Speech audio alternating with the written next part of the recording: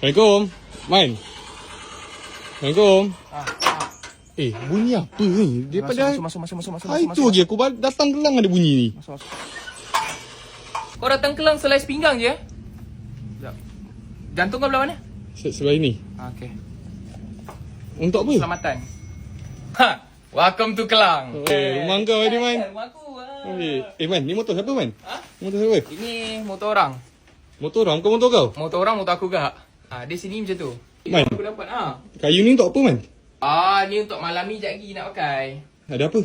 Tak ada apalah. Ada orang datang kat Port Kelang. Dia cakap dia nak ambil Port Kelang tu. Kita nak bawa lah. Nak sembang cara elok je lah. Kau rasa aku pakai mana yang ngam ah? Yang ni kot, Man. Yang ni Wow, baik doh. Yang ni. Hai.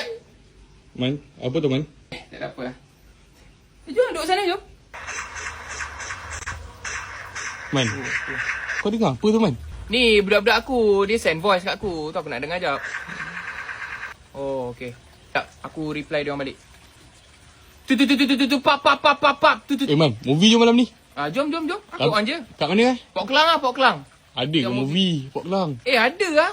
Ada je port kalau kau nak pergi. Cerita apa Tapi je? mostly cerita action je lah. Ha? Iya, cakap kau. Tu apa benda?